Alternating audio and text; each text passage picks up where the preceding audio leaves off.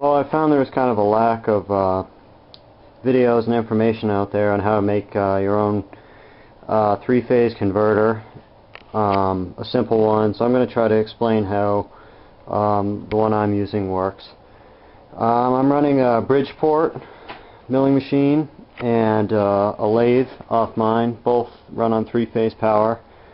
Both have 1 horsepower motors on it. And I'm just using a simple self-starting converter to run them.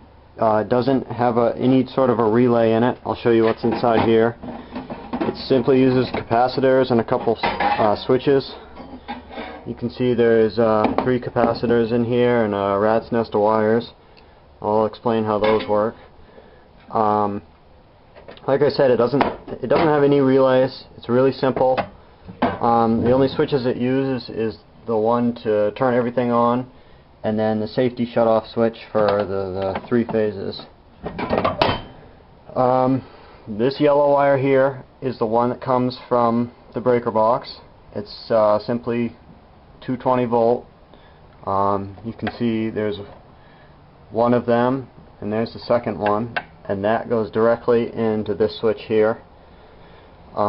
Then that comes back out, and 2 of those phases, how do I explain this? This yellow wire here that's coming, this 220 volt wire here that's coming in, that is going to contain 2 phases. So what this converter does is just basically generate that 3rd phase that you need to run your equipment. So these wires get turned on there, and then they go back up to the idler motor. My idler motor is way up there. I suggest keeping it a little bit further away because you don't want to listen to it the whole time. There's mine.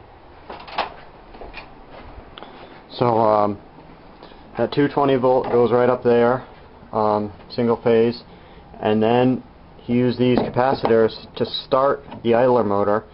Once it's started, that idler motor actually turns into a generator and generates the 3rd phase.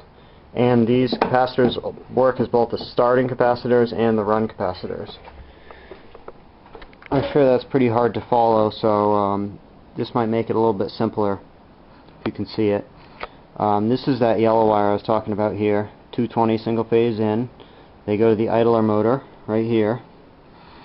And here's the capacitors.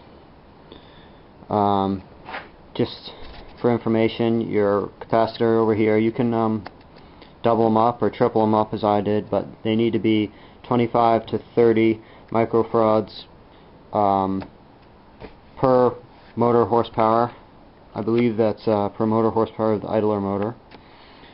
So you have that single phase coming in and these 2 lines, then the capacitors, which is connected to line 1, or it could be connected to line 2. Doesn't really matter. That starts the idler motor, and then it starts generating the 3rd phase, which comes back out around here, and there's your 3 phase out, line 1, 2, and 3. Just for more information, your idler motor horsepower needs to be greater than or equal to the biggest motor that you're driving. Since I'm using 1 horsepower on my Bridgeport and my lathe, my idler motor is 1.5 horsepower.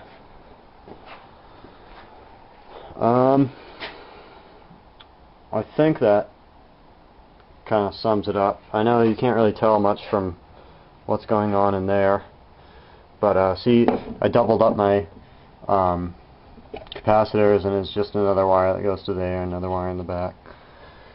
And they have to have a safety switch. So I'll just start this up. You'll hear the motor start to kick in, and then you'll hear it going full speed. Once it's at full speed, then it's ready to run all your equipment. Now it's running. Turn the safety switch on, and I can run the lathe.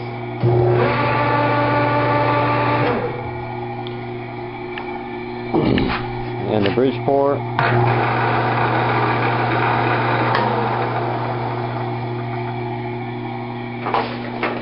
Pretty simple. Now with the let me turn that off. With the capacitors only between 2 of your 3 phases, the voltages aren't going to be exactly perfect in here, but they're going to be pretty close. So I'll get out a tester and show you how close they are. Okay, I'll just turn this on. See if I can do this with one hand. There's one phase. There's the second phase.